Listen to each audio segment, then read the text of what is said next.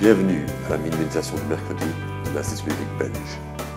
Paul a lancé un appel à son successeur, Timothée. Timothée n'allait pas prendre la place de l'apôtre, mais il allait continuer à être un serviteur fidèle de la parole. Timothée était en fait pasteur à Éphèse à ce moment-là, et Paul voulait qu'il enseigne d'autres personnes à suivre dans la même voie. Quelle était la charge qu'il lui avait donnée? La semaine passée, nous avons vu qu'il donnait cette charge en présence de Dieu, devant Jésus, le juge, le roi, le ressuscité.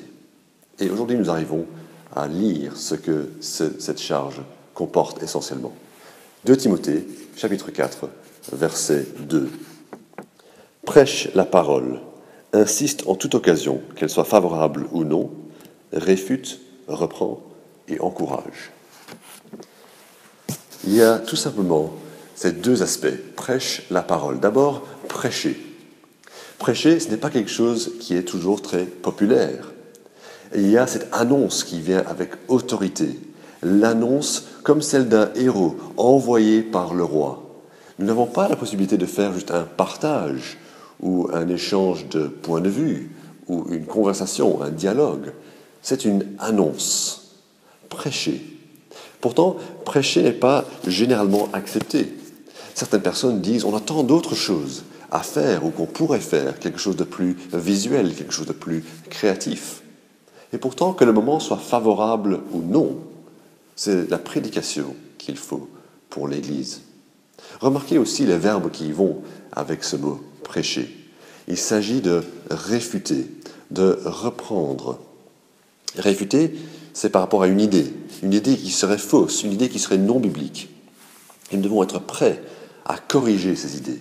Reprendre, c'est par rapport aux personnes qui se sont égarées, qui sont entrées dans une mauvaise démarche ou un mauvais comportement, ou qui ont des mauvaises croyances.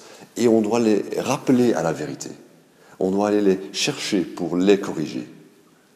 Serons-nous prêts à faire cela? C'est ce qui implique la prédication. Il y a aussi l'aspect de la parole qui doit être absolument essentiel. Prêche la parole.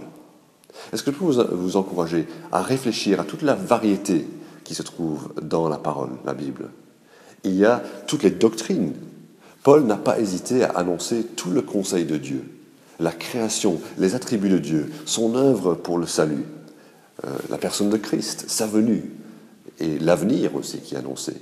Ensuite, il y a tout ce qui concerne la vie chrétienne, l'éthique. Mais dans la Bible, il y a aussi tant de genres différents. L'histoire, la loi, la poésie. Il y a des psaumes, des chants, des cantiques. Il y a des paraboles.